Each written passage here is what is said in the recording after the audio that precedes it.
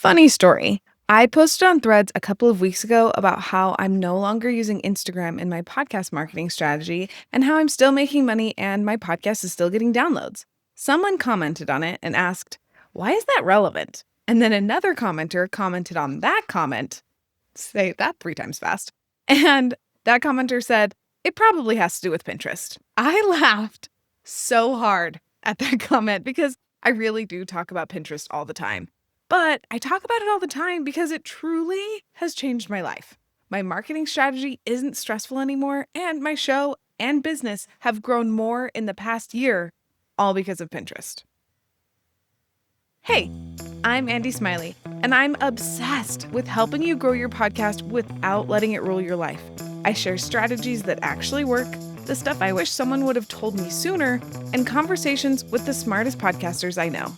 Today, I'm talking about 5 of the things I've learned from taking Pinterest seriously for the past year.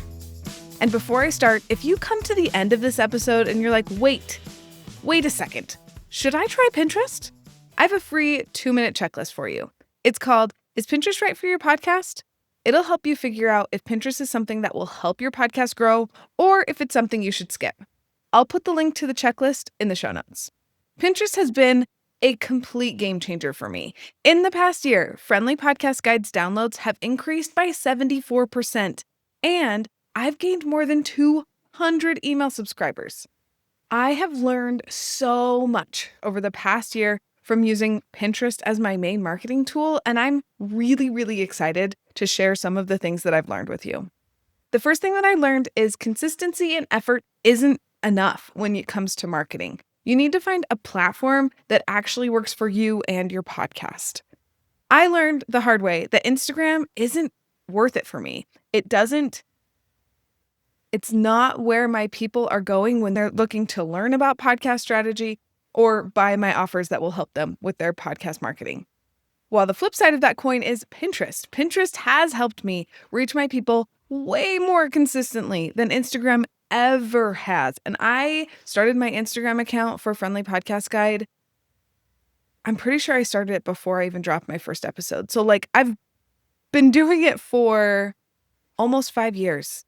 And Pinterest in the past year, 1 year, has helped me so much more than Instagram has in the 5 years that I've had it.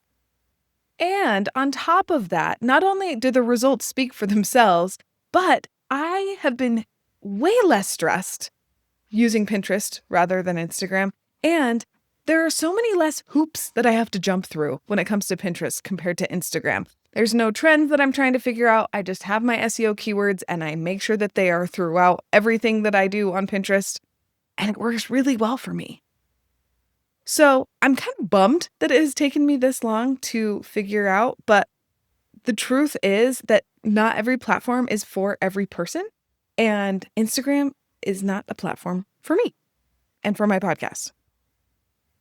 The second thing I learned is SEO is king, especially when it comes to Pinterest. Having the right Pinterest SEO keywords will make or break a Pinterest strategy. There are so many things that help Pinterest work really well for you, but the foundation of your Pinterest strategy really does need to be those Pinterest SEO keywords. When I first started using Pinterest, I didn't have any specific SEO keywords that I was using. I was just trying it out. I was just pretty much typing whatever I thought would work into the title and description, and when I was making my pins, and just seeing if it would work. I do not recommend that, but that was how I started. After a while, I realized that I could be using some sort of SEO keywords, so I started using the SEO keywords that I had researched and was using for my podcast episodes. And I'd use Google and other tools to figure that out. So it wasn't Pinterest specific, but at least I was using SEO keywords. We're moving in the right direction. Then I finally realized last summer that I need to be researching Pinterest-specific SEO keywords because people search differently on Pinterest than they do on Google or in a podcast app. And truly, my pins have been doing much better since I finally started using Pinterest to figure out what SEO keywords I should be using in my Pinterest content. It feels so obvious now, but at the time, I just didn't think about it that way. So here we are. That's one thing I learned. So hopefully you don't have to learn it the hard way. You can just learn it from me. The next thing I learned is pins don't have to be pretty to do really well on Pinterest. Some of my best performing pins are just words. There's no pretty picture, no pictures at all. It's just words. Yes, Pinterest is a visual platform, but the most important thing is speaking to your ideal listener and making sure you've got those Pinterest SEO keywords that are going to help Pinterest put your content in front of the right audience.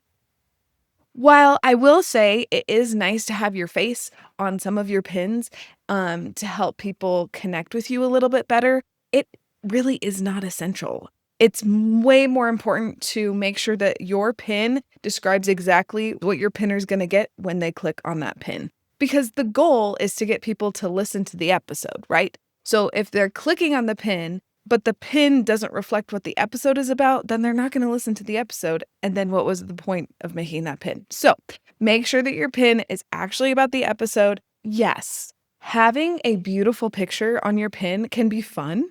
And if it works and it relates to your episode, great. But it is not essential. And please don't stress about not being able to create beautiful pins. Just use Canva, use a template, make sure you're using the right words, and you're set. Another thing that I've learned from using Pinterest as my main marketing tool for the past year is being consistent doesn't have to mean you're pinning like a Pinterest quote unquote expert.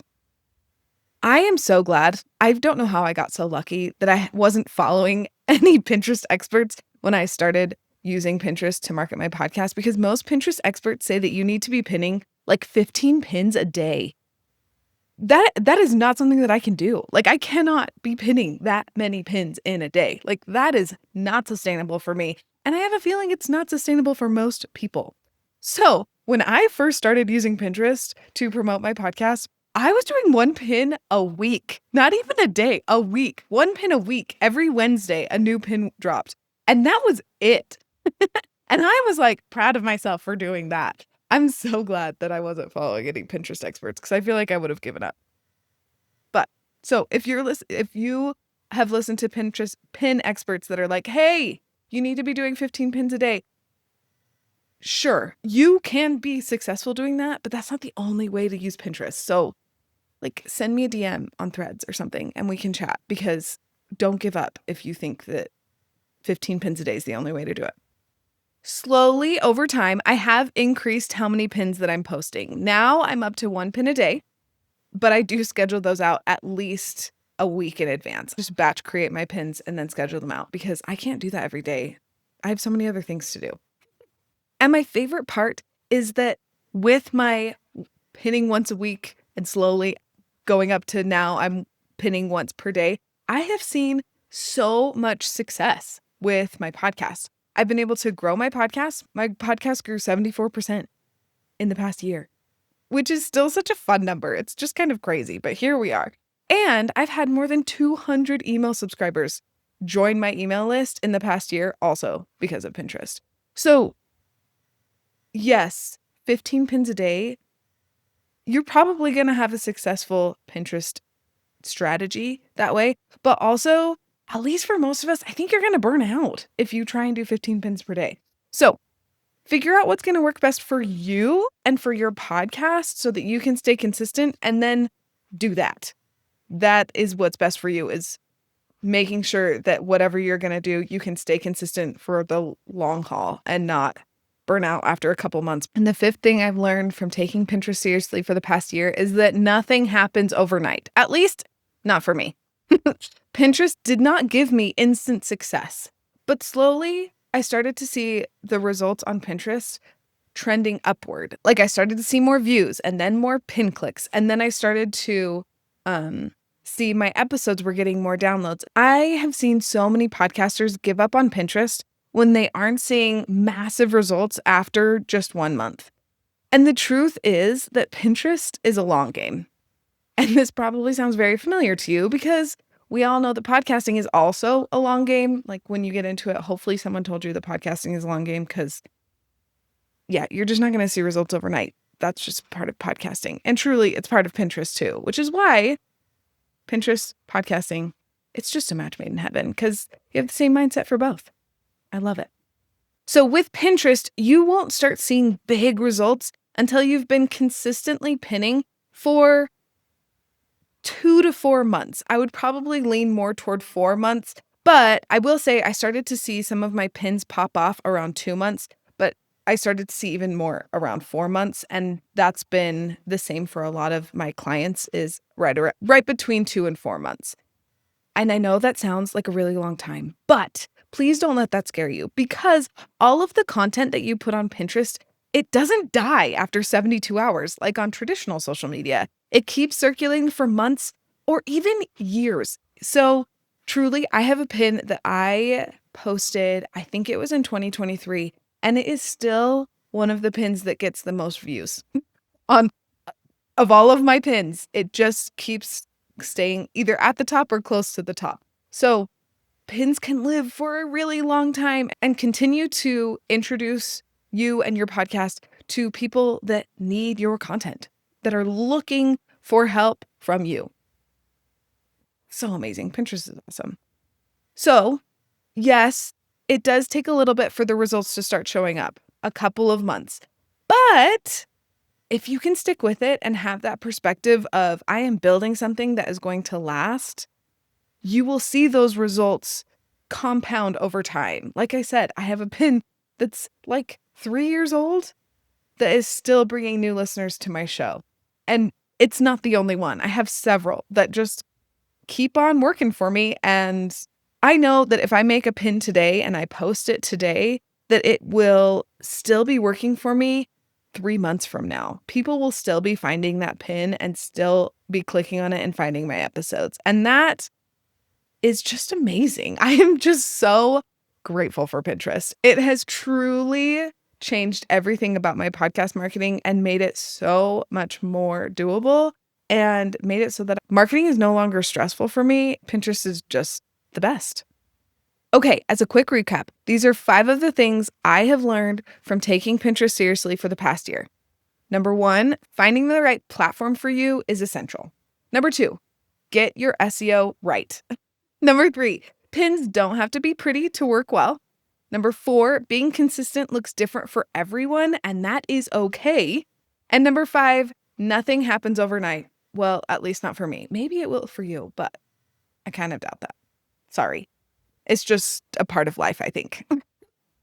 Do you have a friend who's been thinking about using Pinterest for her podcast but isn't sure if it's worth it? Text her and tell her about this episode. You can literally just click the little share button and copy the link and send it right to her.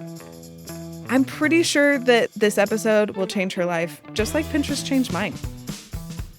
Next week, Kylie Chandler and I will be talking about how to grow your email list, as a nice little follow-up to my conversation last month with Allie when I talked to her about why podcasters need to be using email marketing. Thanks for being here, and I'll see you next week.